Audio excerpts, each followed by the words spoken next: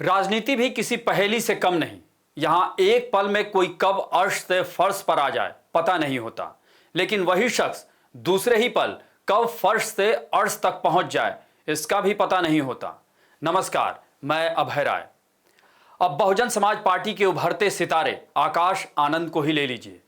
लोकसभा चुनाव के दौरान बसपा प्रमुख मायावती ने जिस तरह आकाश आनंद के खिलाफ कार्रवाई की, एक पल को तो लगा कि उनकी सियासत जिस आकाश की ऊंचाइयों को छू रही थी मानो अचानक जमीन पर आ गई हो।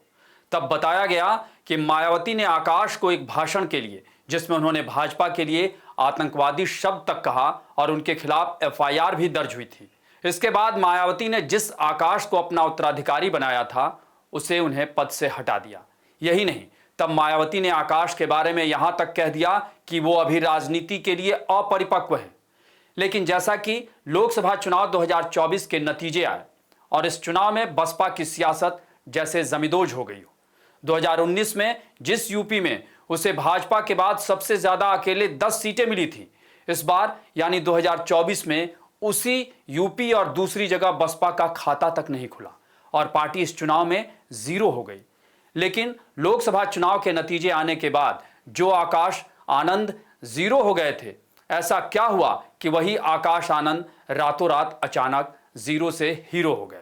जिस आकाश आनंद ने मायावती को लोकसभा चुनाव से इतना दुखी किया था, नतीजे आने के बाद पार्टी की बुरी हार के बावजूद आकाश ने ऐसा क्या कर दिया कि मायावती आनंद से भर गई और उन्होंने अपने भतीजे को फिर से अपना उत्तराधिकारी और पार्टी का राष्ट्रीय संयोजक घोषित कर दिया।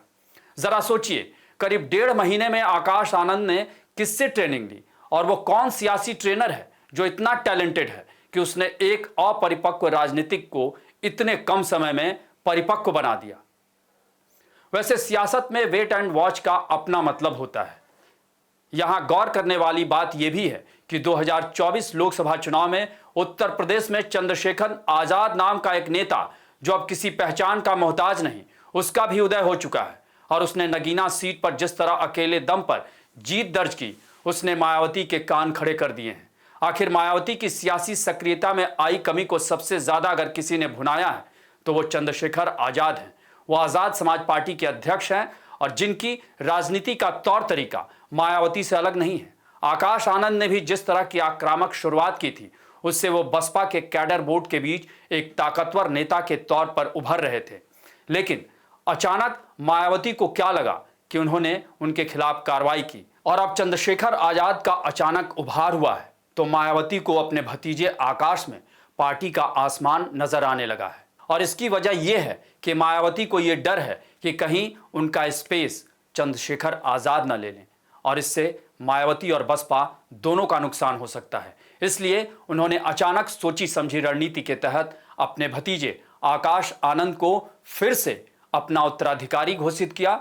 आपको हमारी ये रिपोर्ट कैसी लगी उसे कमेंट बॉक्स में जरूर बताएं और अन्य खबरों से अपडेट रहने के लिए बने रहें हमारे साथ, क्योंकि हम हैं बुलंद भारत टीवी, ताकत आपकी।